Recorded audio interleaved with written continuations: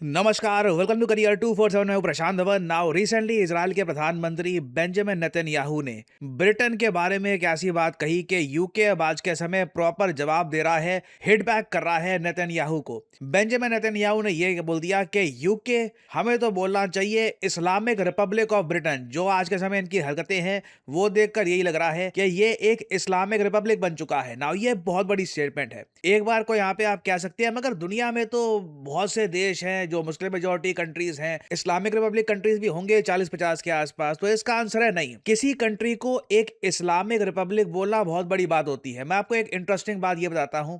दुनिया में सिर्फ 3 देश हैं जो ऑफिशियली खुद को एक इस्लामिक रिपब्लिक डिक्लेयर कर चुके हैं। इस्लामिक रिपब्लिक का मतलब ये होता है कि जो उनका संविधान है, जिस तरीके से वो कंट्री ऑपरेट करती है, वो बहुत हद तक जो इस्लाम फेथ है उसके अकॉर्डिंग है। ये एक मतलब आप कह लीजिए थियोक्रेटिक स्टेट बन चुकी है। इस स्टेट की जो आइडियोलॉजी है वो ये नहीं है कि कैपिटलिज्म, सोशलिज्म या कुछ और। They primarily work on an Islamic idea. और जो 3 देश दुनिया में ऑफिशियली डिक्लेयर्ड एक इस्लामिक रिपब्लिक कंट्रीज हैं, वो है पहले तो पाकिस्तान, फिर आपको मिल जाएगा यहाँ पे मॉरिशियाना।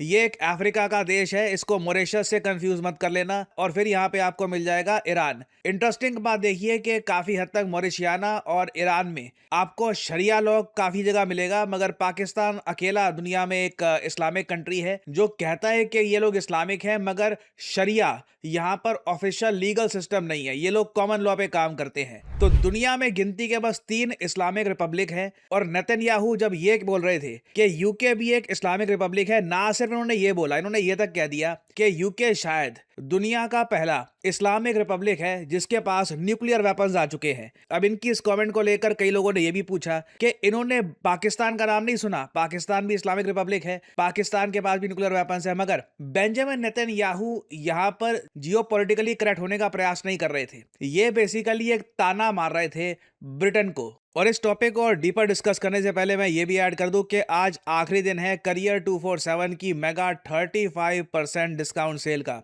ये सेल आज रात 12 बजे समाप्त हो जाएगी। आपको करना सिंपली क्या है, वीडियो के डिस्क्रिप्शन सेक्शन में जाइए, वहां पे आपको ये पेज दिख जाएगा। यहाँ पे नाम, ईमेल आईडी, नंबर और डिस्काउंट कोड डालिए यहाँ पर PD10 और बस अप्लाई कर दीजिए। अगर आप आज में अप्लाई भी कर देते हैं और आपको फोन कॉल हमारी तरफ से आता है, मान लीजिए कल, क्योंकि हजारों बच्चे अप्लाई करते हैं, काफी बार हम सबको कॉल नहीं कर पाते एक दिन में। अगर आपको हमारी तरफ से कॉल कल भी आता है, तब भी आपको डिस्काउंटेड प्राइस पर ही ये कोर्स ऑफर किया जाएगा, क्योंकि आपने अप्लाई किया था ड्यूरिंग द सेल पीरियड। सो ये एक बहुत ही, मैं कहूंगा, गोल्डन मौका है। 35% डिस्काउंट आज से पहले करियर 247 ने कभी भी लॉन्च नहीं किया। Make the best of it, use the code PD10 and save your hard earned money. Now Benjamin Netanyahu ने जिस तरीके से यूके को बोला है कि ये अब एक इस्लामिक रिपब्लिक सा ही बन गया है, इसका मतलब ये नहीं है कि लिटरली आज के समय यूके में एक मुस्लिम मेजॉरिटी एस्टैब्लिश हो चुकी है। ये एक्चुअली लंबे समय से एक जोक चलता आया है। जोक भी नहीं, मैं कहूंगा एक तरीके से ताना है यूके की तरफ अमेरिकन राइट विंग और इजरायली गवर्नमेंट की तरफ से। आज से कई साल पहले JD वैंस ने ये बहुत ही एक इंपॉर्टेंट, मैं कहूंगा, ताना कसा था यूके पर। ये जो इनकी वीडियो है, ये देखिए। I was talking about, what is the first truly Islamist country that will get a nuclear weapon? And we were like, maybe it's Iran, maybe Pakistan already kind of counts. And then we sort of finally decided maybe it's actually the UK, since Labour just took over. ना ये यहाँ पर कह रहे हैं कि अगर हम ट्रूली इस्लामिस्ट कंट्री की बात करें जिसके पास न्यूक्लियर वेपन है, तो कोई कहेगा ईरान, कोई कहेगा शायद पाकिस्तान ऑलरेडी यहाँ पर काउंट होता है, मगर कई लोग कहते हैं कि यूके, और इस पे कई लोग हंसे। रीजन यहाँ पर इसका सिंपली यही है क्योंकि यूके की जो विदेश नीति है ये बहुत ट्रांसफॉर्म हो चुकी है पिछले कुछ सालों में। एक टाइम पर 1960-70s के टाइम में यूके की सरकार बहुत ज्यादा सपोर्ट करती थी इजराइल का। आप अगर देखो 6 डे वॉर जो हुई थी इजराइल की, उसमें यूके ने बढ़ चढ़ के सपोर्ट किया था इजराइल का। अब अगर हम देखें आज के समय, यूके लगातार खंडन कर रहा है इजराइल का। ऑलमोस्ट आप कह लीजिए यूके कंप्लीटली चेंज हो चुका है। और इसके पीछे कई रीजन यहाँ पर यही बताया जाता है कि इवन दो आप अगर देखें तो मुस्लिम्स ओवरऑल अभी भी एक माइनॉरिटी है यूके में, उनकी पॉलिटिकल प्रेजेंस बहुत ज्यादा बढ़ गई है। यूके के पार्लियामेंट में आप देखोगे बहुत सारे मुस्लिम MPs आपको मिल जाएंगे। लंदन के जो मेयर हैं ये मुस्लिम हैं। और आप पॉलिटिकल स्पेक्ट्रम में देखो उनकी प्रेजेंस इतनी ज़रा बढ़ गई है और काफ़ी बार वो लोग ये इशू ऑब्वियसली रेस करते हैं कि इजराइल जो कर रहा है गाजा में या फिर लेबनान में ये बहुत ज़्यादा गलत है, इजराइल को रोकना होगा।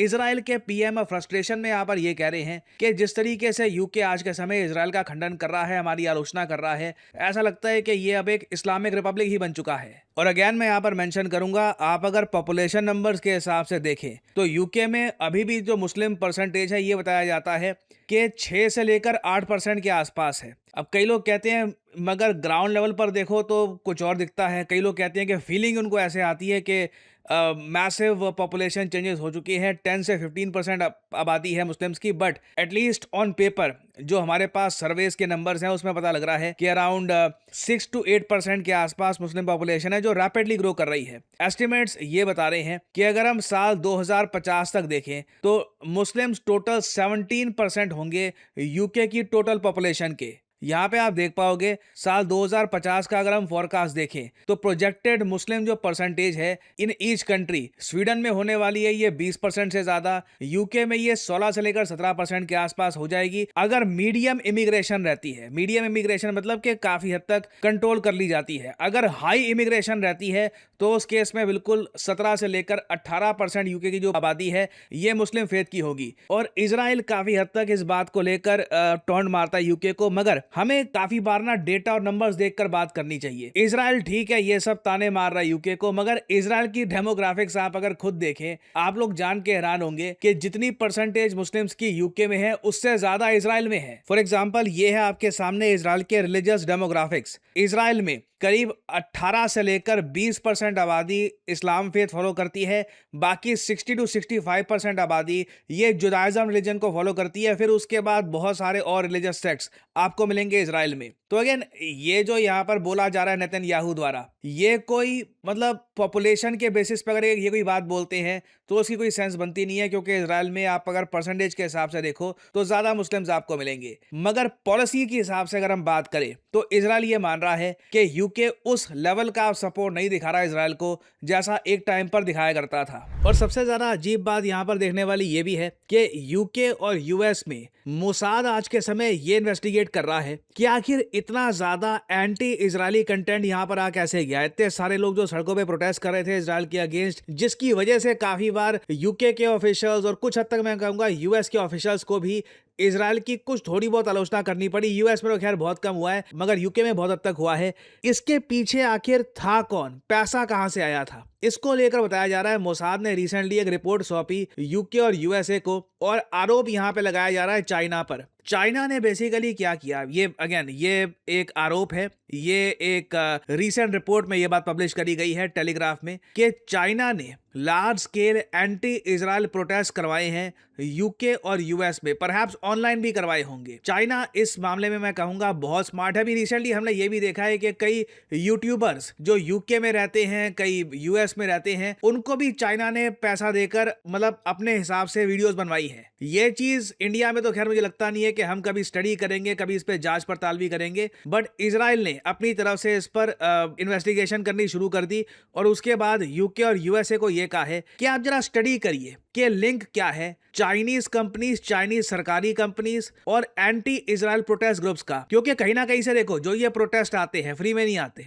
इसके लिए पैसे लगते हैं। ये पैसा कहां से आता है, ये किस तरीके से चाइना से कुछ एक कंपनी घुमा फिरा के कुछ जो फंड्स हैं ये पहुंचाती है यूके में, और फिर यहां पर क्या होता है, कई लोग हैं वो प्रोफेशनल प्रोटेस्टर्स होते हैं, उनको आप पैसा दो, एक आदमी 100, 200, 300 लोगों को साथ में ले आएगा, भीड़ इकट्ठी शुरू हो जाएगी और लोग ज्वाइन कर लेते हैं। सडनली आप देखते हो कि लार्ज स्केल प्रोटेस्ट हो रहे हैं, सडनली इतने सारे लोग सड़कों पे आ गए हैं। How does that even happen? So ये बहुत ही एक मैं कहूंगा इंटरेस्टिंग डेवलपमेंट हो रही है यूके और इजराइल के बीच में, और देखना इवेंचुअली यहाँ पर क्या होगा कि क्या यूके इजराइल की जो ये आप कह लीजिए रिपोर्ट है इसके बेसिस पर कुछ एक्शन लेगा या नहीं। बहुत सी डेवलपमेंट्स होंगी इन द नियर फ्यूचर। मैं आप लोगों के लिए जो अपडेटेड वीडियोस हैं लाता रहूंगा, और याद रखिएगा आज आखिरी दिन है करियर 247 की 35% डिस्काउंट सेल का। Make the most of it. और ये है वीडियो का अंत। Thank you for listening and as I always say, may the gods watch over you.